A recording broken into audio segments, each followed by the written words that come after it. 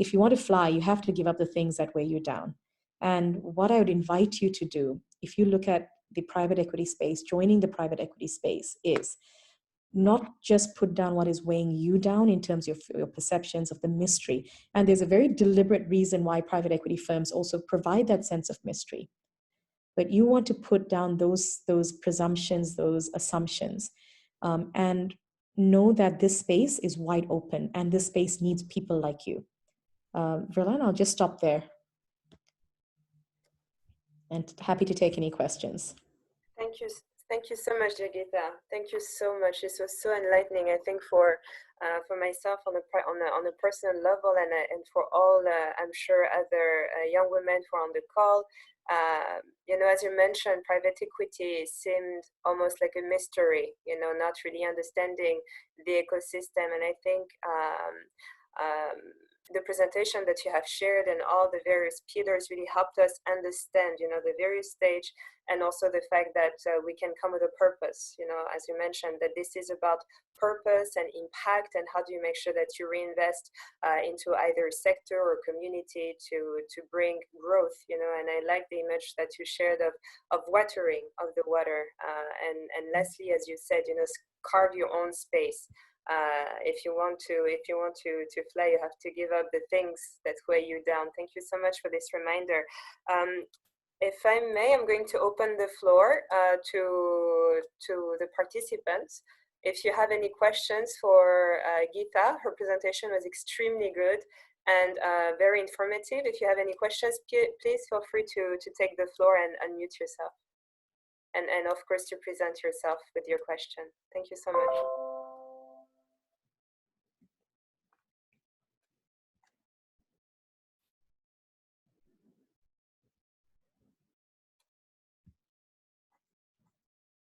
Don't be shy. That's the first step to go. Or I guess because the presentation was extremely succinct and clear. I see questions on the chat. The first question is, could you share more on what an angel network means, please? Thank you. Sure, happy to do so. An angel network is a group of people who get together to put small amounts of capital into early stage businesses. And that can be, as you know, I know of one angel network in West Africa where each person puts in $3,000 over the course of a year. And you know that those numbers start to add up. And a few people within the angel network will be focused, and it's not their full-time job at all, but they'll be focused on finding early stage businesses, doing the due diligence, doing the analysis of these businesses to see whether this would make sense to invest in. And then the group then put their money collectively into that. The reason why these networks help is if you're doing it by yourself, then you're doing everything by yourself. You're looking for these companies, you're doing the due diligence by yourself, etc. And the amount that you put may not be very much, whereas when you pool, then you're able to, you know, carry everybody with you. Does that answer the question? Thank you so much, Geetha. Thank you. I think it does. There has been a comment from Gladys, who's based in Paris, who shared, thank you very much for sharing this presentation. This was an unknown world to her. And I think that's the fact for many of the young women on this call today. This was an unknown world, and you have opened the door to not only imagination of young women being able to engage in private equity, but also to the importance of investing, not only into sectors that matter to you as a young woman, but also into yourself. You know, you shared a very important point about the importance of not only raising wages for women to be able to get out of the cycle of vulnerability or poverty, but also to invest, you know, to invest in yourself and invest into things that matter to you to create wealth. And I think this is an important element we don't often discuss, you know, wealth. Wealth seems to be an outside concept because most of the elements that we receive is focused on aid. And you mentioned that, so I think it's, thank you very much for that. There's a question from Sifo, Geetha. How valuable is an MBA in private equity world? Do they really set you apart? That's a great question for a number of reasons, Sipo. The first of which is, on one hand, it feels like for most private equity firms, you can join as an analyst. That most usually is the most junior role, and then you become an associate, and then you grow from there. I note that for most associates, companies have made MBAs a hygiene factor. They need it, because it becomes a quick way to be able to know that the person has got general understanding, awareness, and some knowledge, right, across the various aspects of what it takes to run a business, and which is what an MBA at its core does. Do you have to have one? You don't have to have one. And if you have gone a different route and then come back to this from there, that makes sense too. Um, I don't know whether you know this, but I came across a statistic once. Something like 60% of bankers on Wall Street have social science degrees. 60%. And at the same time, banks have significant sort of training programs, right? In private equity, there's a high number of people who come with engineering degrees. But increasingly, that mix is changing, and almost everybody has an MBA or an executive MBA. Does it set you apart? Not so much, but sometimes it's needed to get through the door, um, or an associated kind of degree. So there's that aspect. Now, as I mentioned, for me during my MBA, every single paper I wrote was on Africa. So I wasn't just, my first degree was in finance.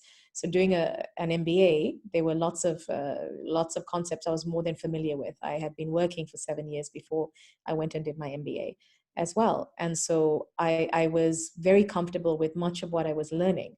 But where I decided to push myself was applying it within a more narrow context than the program was designed, because that was my own personal journey. And I believe very firmly in education, and higher education, but I also think it makes a difference if you go in with something in mind. I think you get a lot more out of it as well. Thank you so much, Geetha. There's another question from Sabrina. She is asking, are there any valuable certifications instead of an MBA? So there is a certification called the CFA, and that one is the main one, which is going to teach you the nuts and bolts of transactions and financial transactions. And the CFA is something which is appreciated and valued across the financial services sector. So not just in private equity, it's also in banking as well. It's highly valuable.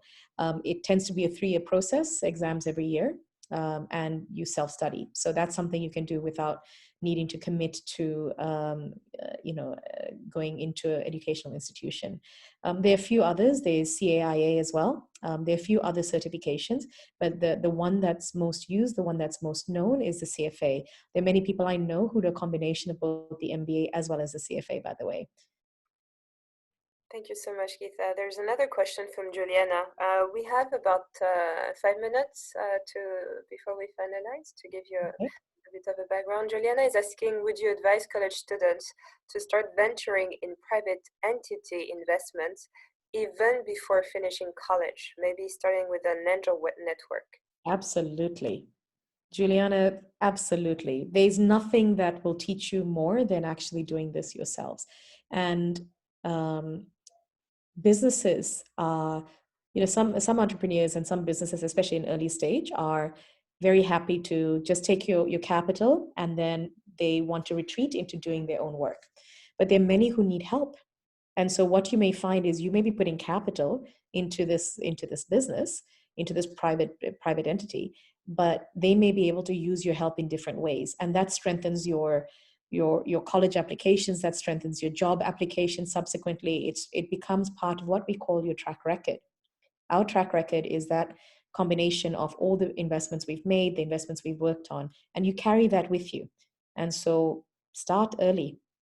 Absolutely start early, and don't underestimate the strength of your own network in terms of pulling people together to combine some pools of funding, and be able to write a slightly bigger ticket into a company, because those numbers are meaningful for smaller businesses and earlier stage businesses, and so you will be able to do more than you think. Thank you, Geetha. We're having a chain of questions, which is great. A lot of interest. How easy and how difficult or difficult was it for you to break into the finance-related world? I think you touched a bit on it earlier. For me, at the time that I did this, it was what I wanted, and so I just went ahead and did it. But for those of you who are here at the beginning of the discussion, you'll know that the first job I got out of university, a large part of the reason I accepted that role, and it came down to deciding between what I thought I wanted, which was a role with an investment bank in New York, versus going and joining the corporate finance team of an insurance group, working for a CFO who was based in Zug, Switzerland, which is a little village in a country that was very far away from any of the places I'd grown up in. I didn't speak the local language, but she impressed me with the engagement I'd had with her. And I realized this is somebody who is super sharp, super smart, and was somebody I was going to learn from. So I think the choice of where you're going and the support network you have is an important part of what you want to consider, and how easy and difficult it's going to be. I'm not sure it is an easy answer for me to give you is that it's tough. And on some level, I'm tempted to say that because I want you to be prepared. But I think almost anything worth doing is not easy. And your ability to better define your journey from early on, the less, I've been thinking about this and reflecting a lot more in recent times. But one of the key lessons that I wish I had 15 years ago is understanding that I have so much power and choice in shaping my own journey, shaping my own career, and shaping my own engagement whilst I'm with the company, by the way. So my and your journey should not stop at the selection process, getting into an industry, being selected to get into a company, but it's actively engaging. So my boss, with my first job, told me early on, she said, no matter what, update your resume every year, because the moment at which you realize your resume has not changed from year one to year two, you're not growing, you're not learning, that is an indication of something more serious. But she's also the person, when I moved across continents at the age of 21, and into a country, a place I didn't know, fresh out of university, I came into the office my first day, and she looked at me and she said, you realize I will fire you if you don't get done what I need you to get done. But at the same time, she was also there along the way, and she was super tough, but she was there along the way to challenge me and also to reward me.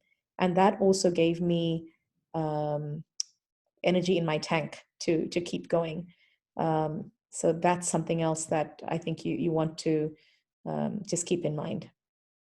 Thank you so much, Geetha. This is really empowering and powerful also for us to hear. I think there was one question: how did you get started? But you already went through that, and how you were able to pull through your inner strength and tap into your own network moving forward. I think we're really going to the end. Words of appreciations. Young women are saying thank you so much, Geetha. Maybe I should put my camera back. Sorry. Thank you so much, Geetha, for hosting us today and for leading us through this talk on building a career in private equity. I hope that this talk that you have shared, which was powerful, will help some of the young women who are here on this talk to not only seek more information about private equity and investment and a career in finance, but as you said, actually to carve their own space and to be themselves powerfully through that space. So unless you have anything else, thank you so much, Geetha. I leave you the last word. Thank you so much. Thank you, Verlaine. And please do keep up with everything that you are doing. You are an example of what it takes to make a difference, and you always do so with complete grace. When I've seen you in action, that drive and grace and strength. I guess the last word I would say is that sense of community is really important. And so find your people, find your supporters, and start building your supporters early. And, there's some folks that I've known for a very long time. And when you're able to meet people and form those bonds before it becomes transactional, um, you're able to have a richer experience and better navigate a lot of the challenges. So getting people to be vested in your journey is important, but you also have to be giving of yourself in that as well. So just a final thought that might be helpful. Thank you so much, Geetha. Everyone is saying thank you. Next time, perhaps we could unmute everyone and graciously thank you. Thank you so much, Geetha. So this is the end of the Powerfully Talk, and the video will be made available on the website. Thank you again. Thank you. Thank you. You take care. Bye-bye. Bye-bye.